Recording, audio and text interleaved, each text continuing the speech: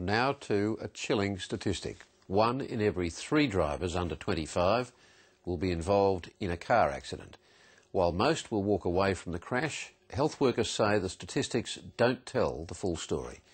For far too many, survival often comes at a horrific cost, with permanent brain damage the most common and devastating injury of all. Over the next 3 days, more than 12,000 high school students will gather at Sydney's Homebush Acer Arena to hear first-person accounts from young adults whose lives were changed forever by bad driving or just bad luck on the road. Deborah Cornwall reports. Sit. Good works. You ready? Ready? Catch! I can't remember the accident. I got post-traumatic amnesia, which means that you are basically like a human goldfish. You remember 3 seconds, then after 3 seconds, your memory gets wiped and it starts again fresh.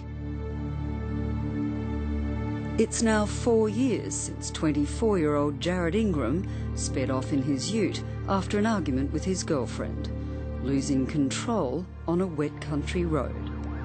Rushed to Sydney's Westmead Hospital, his head injuries were so severe, doctors at first declared him brain dead.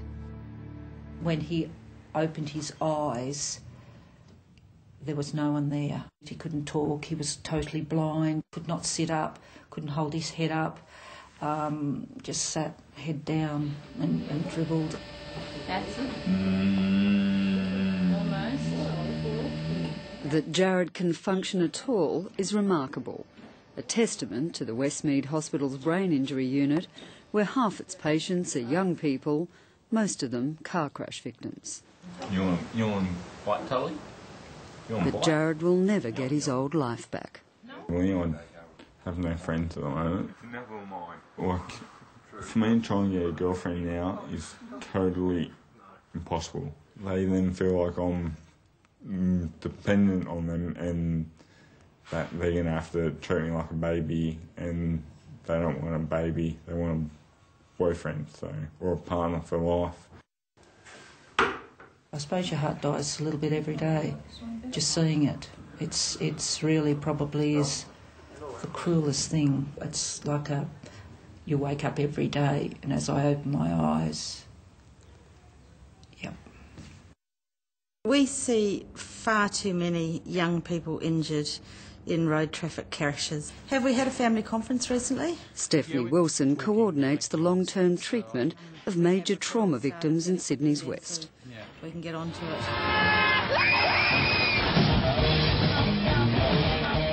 She says despite 3 decades of scare campaigns targeting young people, 1 in every 3 patients she sees are drivers under 25.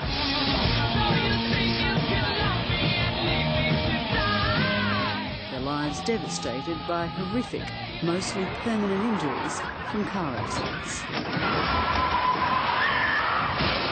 I wouldn't be like this if I just said no and not got into that car.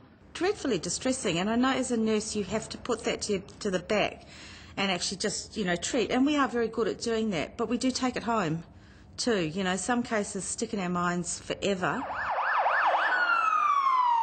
6 years ago, Westmead Hospital launched its own campaign, pitching the message directly at 12,000 high school students at their annual Youth and Road Trauma Forum.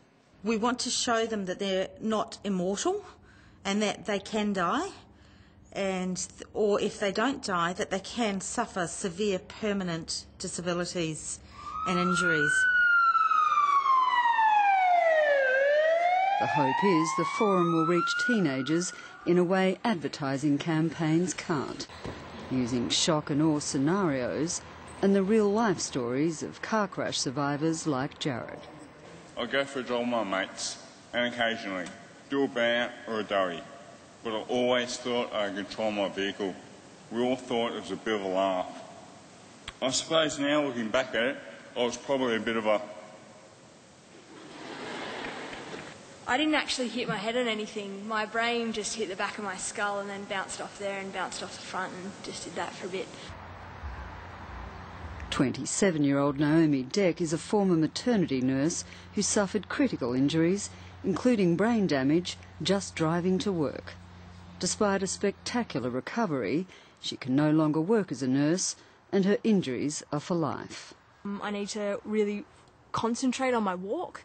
I can walk well for a few minutes, but then my foot turns in and starts dragging. Then I've got ongoing back issues. So even though the bone's healed, the muscles are still on guard. Then also my memory isn't brilliant. I still fatigue easily. That is the reality, that your life isn't going to be the same. It can't be the same again after such a trauma. It's a message that seemed to hit the mark today. Just to see the total bad impact of it is really hectic. It's really touching, kind of gave me kind of shivers. It was very eye-opening. So didn't think it'd be as heavy as it is, sort of thing. Yeah, I do have my licence now, and yeah, it's definitely going to make me think twice when I'm driving. Make sure I'm under the speed limit and everything. For Naomi and Jared, sharing their stories has been a perverse sort of therapy. The reason that I give these talks and talk to people is I think if I change how one person drives their car so that they don't have this injury, do it every day, happily. Like, I never thought this would happen to me. I'd get away with it. It turned out I didn't.